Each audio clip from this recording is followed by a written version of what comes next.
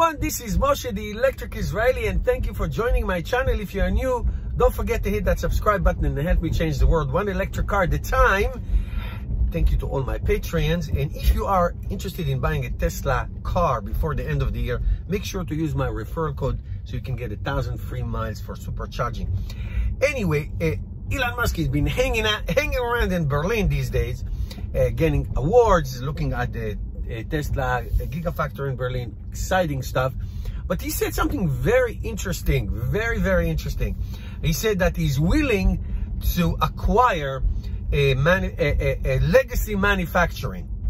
Now, whoa, hold on a second, lady.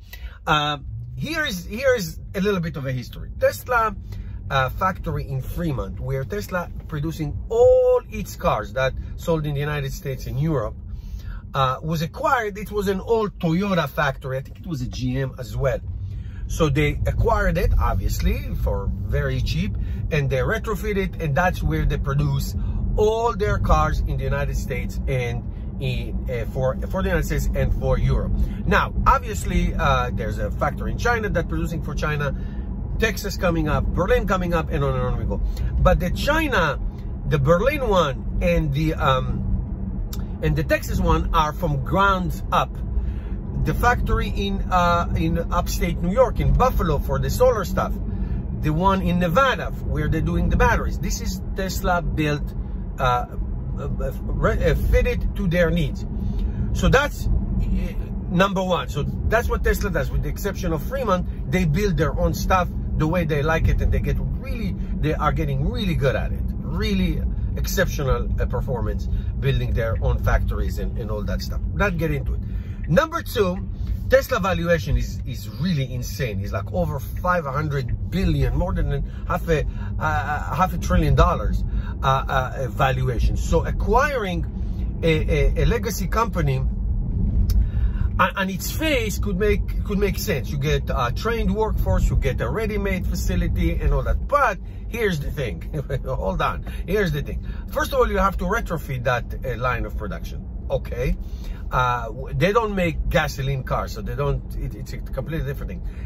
Their workers, which are amazing, need to be retrained how to fit the Tesla manufacturing model. I don't think this is a big deal, but it is something that they have to do.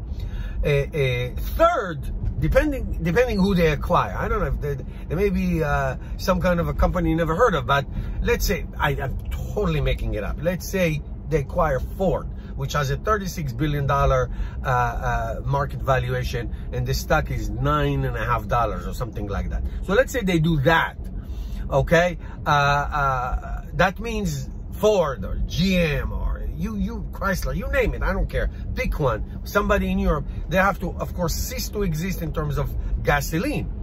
No more gasoline. There's not going to be a hybrid model. Nothing. That's what Tesla does. And depending on the company, those companies have unions, very strong unions. Tesla does not. They're fighting unions all the time.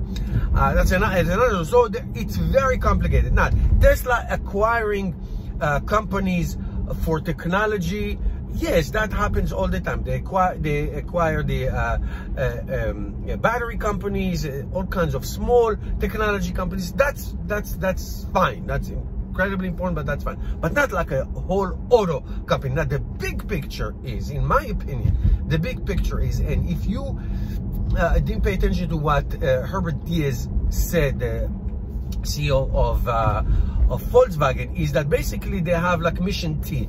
The mission T is like to catch up with Tesla in terms of electrification of all their fleet, in terms of software, over-the-air software update, and in terms of